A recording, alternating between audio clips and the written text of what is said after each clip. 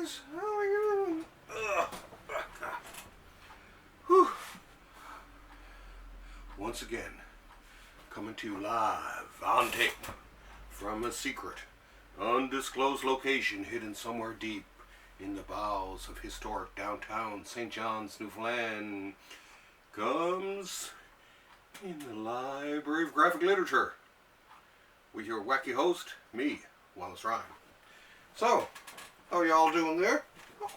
I'm doing great. And you too, Alfie boy? Okay, he ain't got much to say there today.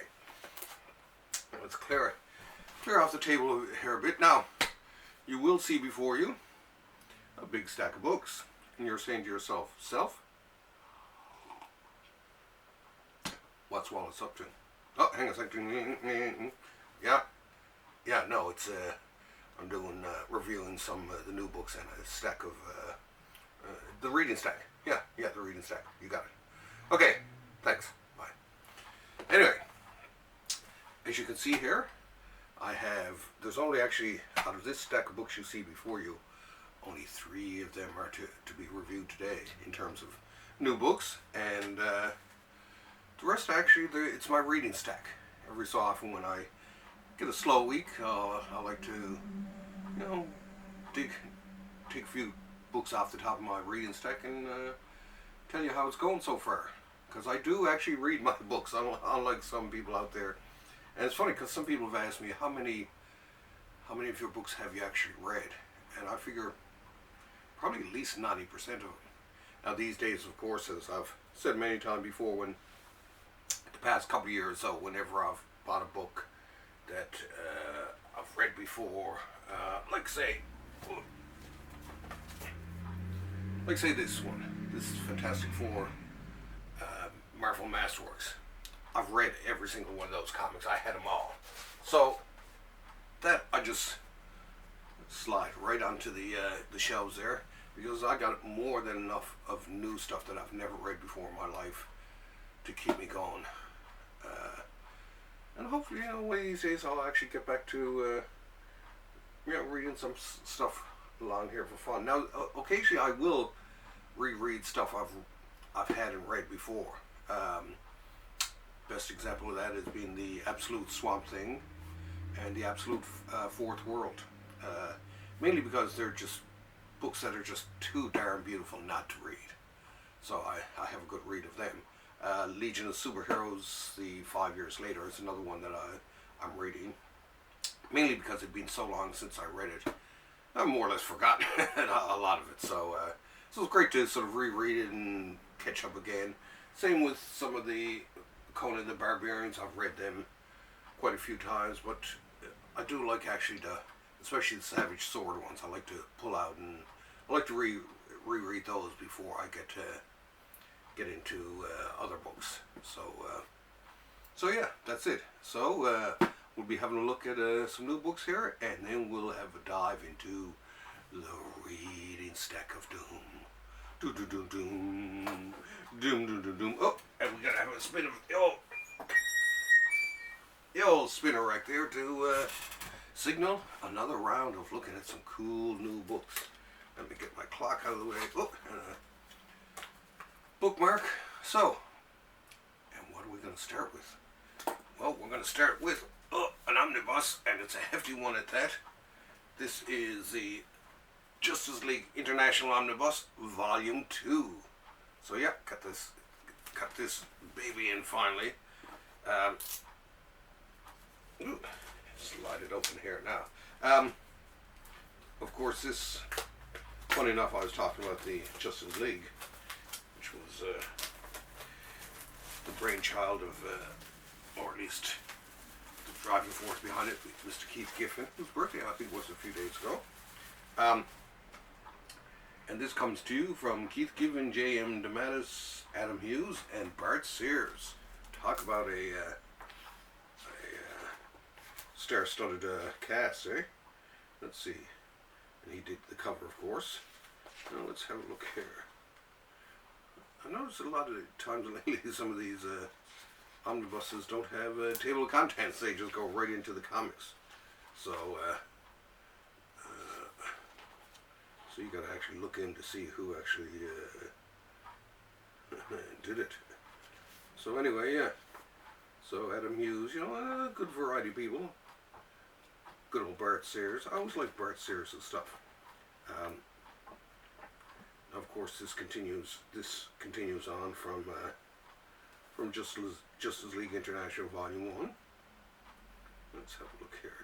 Some of these, as a matter of fact, some of the later ones, like this Bart Sears one, I don't think I've read. Giffen, Lobes, and Sears. Okay, yeah. Who else do we have going on here? Giffen, Dematteis, Adam Hughes, Paul Inkers. That doesn't look familiar. Some of these actually I may not have read. I only got up so far in the series at the time when it was coming out.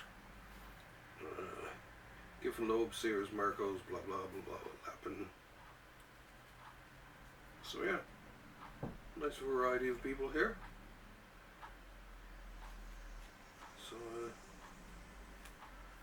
So yeah. Anyway, yeah, Justice League has always been a favorite of mine since the Justice League of America from the when I was a kid, the 60s and into the 70s. And I also kind of loved the Justice Society.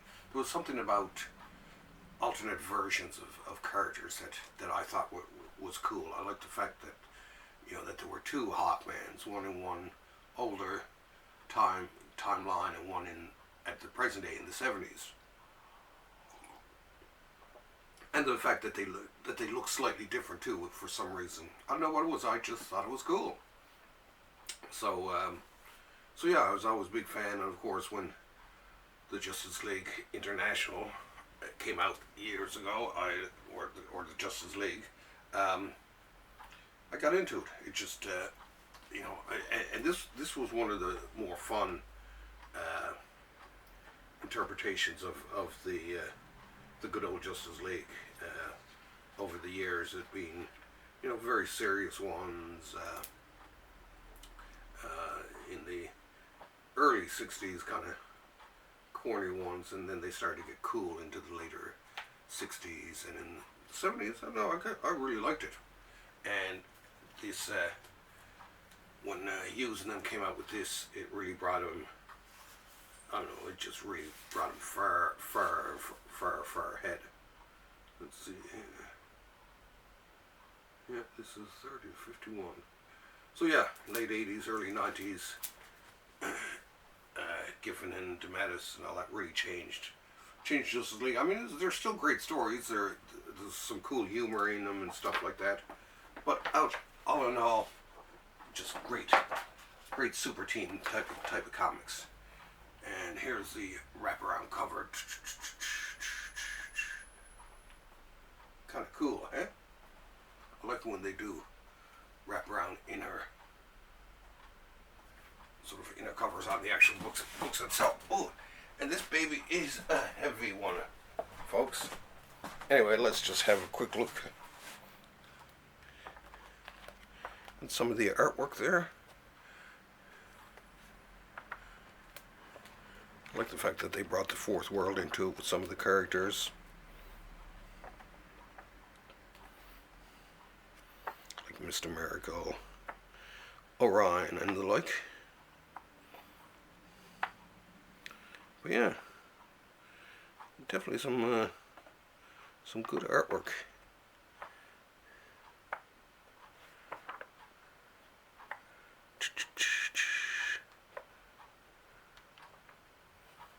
But definitely a series worth, especially if you're a Justice League fan of any shape, size, or designation. Whether you're an older one, newer one, or you're just out there looking for something to buy, just to be entertaining, give the Justice League International a try. Okay, now let's lay that to the side there so I don't wreck it. Ooh, and sticking with our theme of DC, comics comes from the Black Label edition, and this one, I mean, it was seen it when it was out, but I decided, no, I'll wait until it comes out in a full-on edition, because it was written by one of my favorites, Jeff Lemire, and it is The Question, The Deaths of Vic Sage. Dun, dun, dun, dun, dun, dun. This, he teams up with the former Question team of Denny Cowan and Bill Sienkiewicz, and yeah, it's, like I say, just the fact that it's Jeff Lemire made me curious. It was just like, yeah, this, if he wrote it, then it got to be good. I actually like I like Lemire stuff, and he's Canadian. And but yeah, so I'm gonna give this a read. All 4 issues are in this. Being a black label one, this is pretty close to the size that the original bound editions were, and let's have a look at it. First of all, nice cover. Oh, hang on a sec. Oh, something's going wrong with my...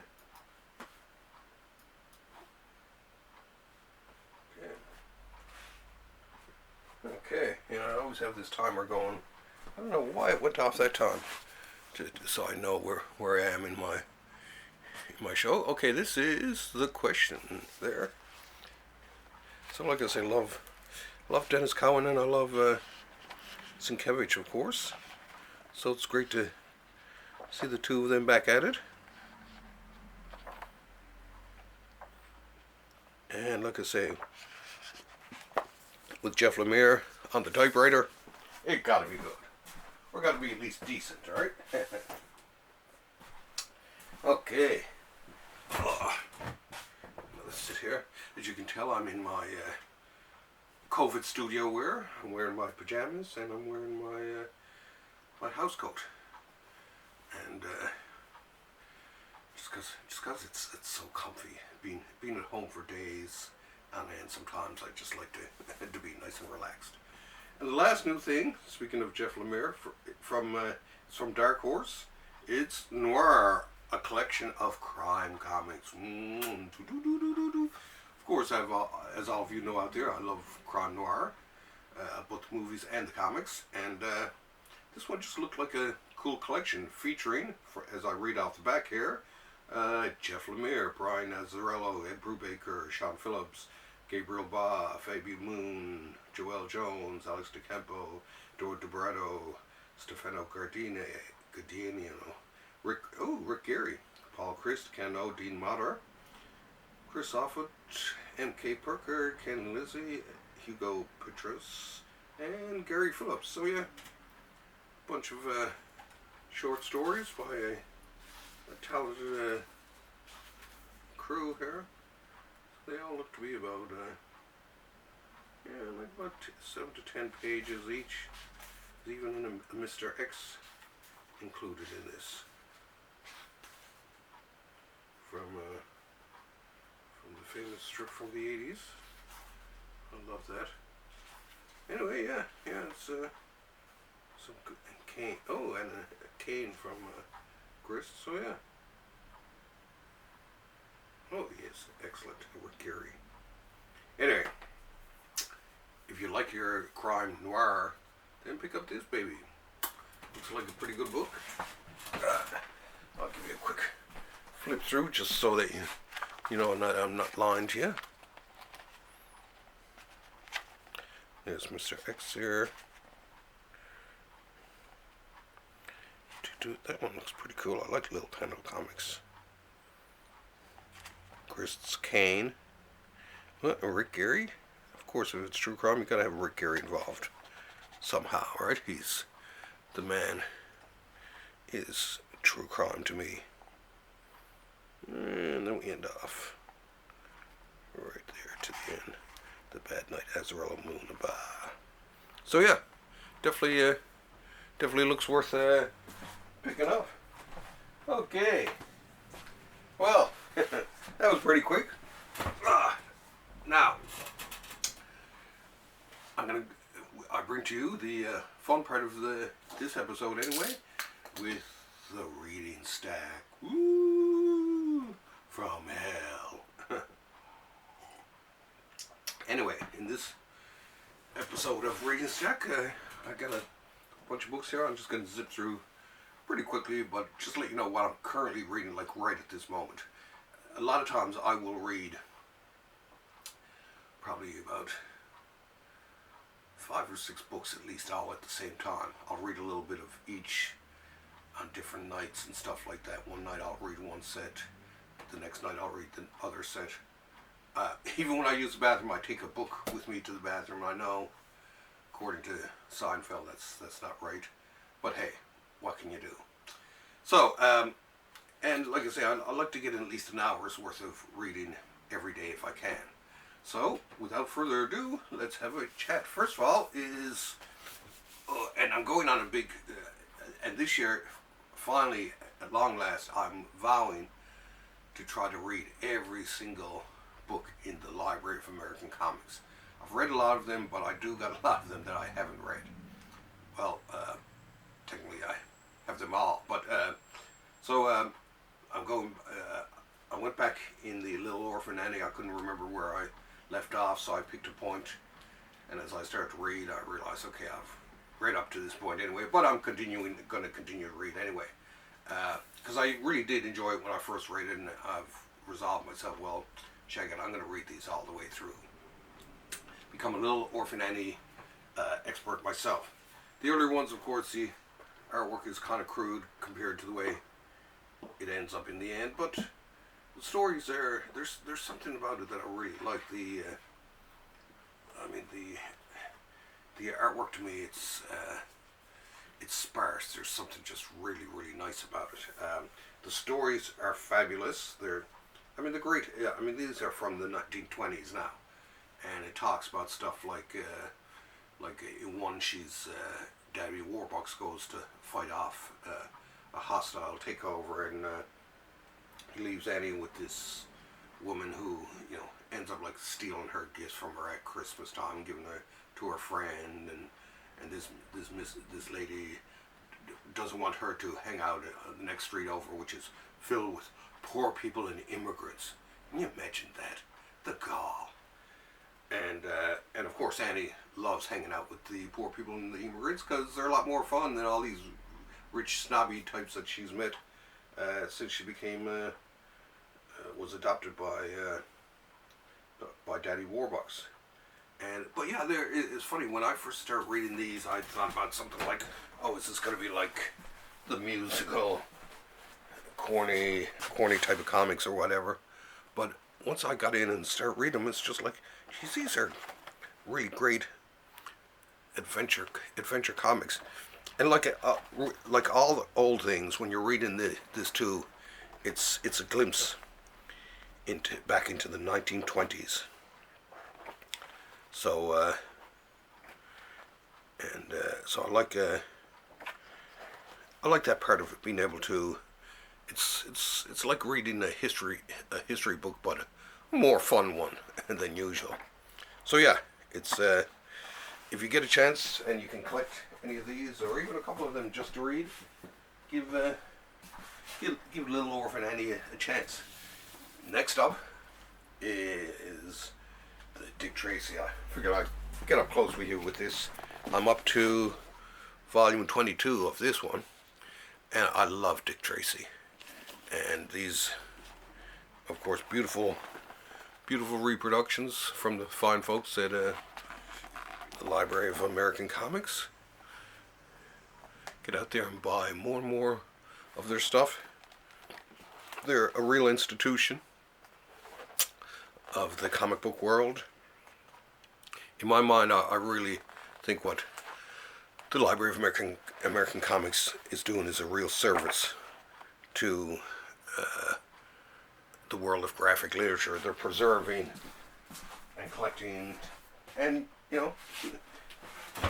putting out into the world a lot of these old comic strips, and, saving a little piece of our history. So, 3 thumbs up for the Library of American Comics, and multiple kisses. There's other ones too. I'm down further in my stack is the For Better or For Worse. Gotta give that a try. And I am making my way through Steve Canyon too. So once I get through those, then I'll go back and go through, say, some of the Disney stuff I got up there. I'm looking at the collection there now. And, you know, I'll get through all of it, hopefully eventually. But yeah, definitely well worth buying. So worth buying. Okay. This next book was a book, actually, a friend of mine, Rebecca McKay from Scotland, who I used to date when I was in art school, and who we've touched base again, become very good friends again, and she messaged me and said, have you seen this Mort Cinder or read Mort Cinder? She was very curious about it, and so we ended up chatting about it, had a grand old chat, and I said to her, oh yeah, I said, as a matter of fact, I do have that and a couple other books by Alberto Brescia. This one was written by Hector Germain Osterheld, who was unfortunately murdered by, I think it was the Argentinian regime, killed him, murdered him. He was during the Dirty War. I do believe so. Yeah. In 1977, the military government arrested him and his 4 daughters. All are presumed dead. So yeah. So Osterheld is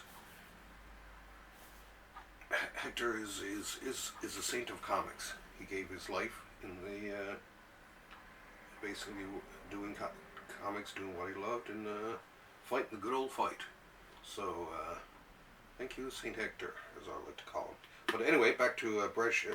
The artwork, his artwork is stunning. I love it. You can see where anyone from Miller to Mignola to oh God, even I'm sure Sienkiewicz. There's a lot of people. When I look at it, I can see echoes. I can see how they're influenced by this guy. So check it out.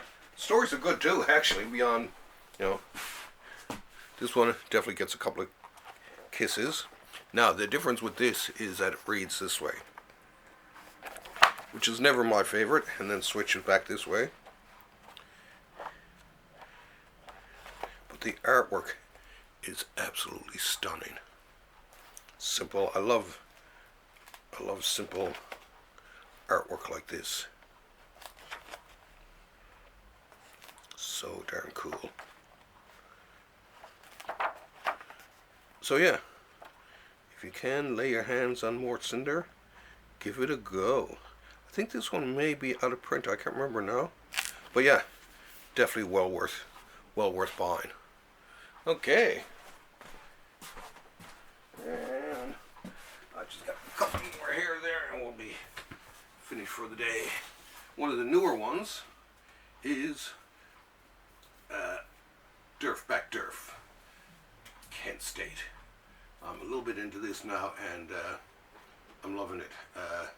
I know my friend Jason, he read it and really opened his eyes, as he said. He said, geez, there's a lot of stuff in this I didn't know. So that's the good thing about great art, or the great thing about great art, is that it entertains and can even educate. And this is definitely one of the books that entertains and educates. So if you want a good read, this, I know I talked about this recently when it came out about a month or so ago, but I had to include this in because it's been nominated for an Anglo Award, and it's making all the lists so far for best graphic novel of 2020. And it's I mean, I was a big fan of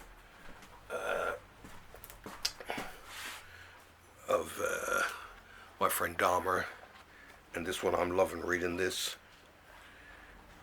He has a cool style, but he's an absolutely amazing storyteller. So if you want to learn a little bit about your history, especially to you Americans down there, give this one a read. Kent State. 4 Dead in Ohio. Okay, now we're getting close to the end here now.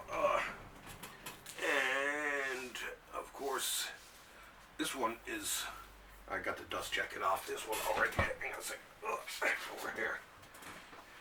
This is Swamp Thing, Nancy A. Collins Omnibus.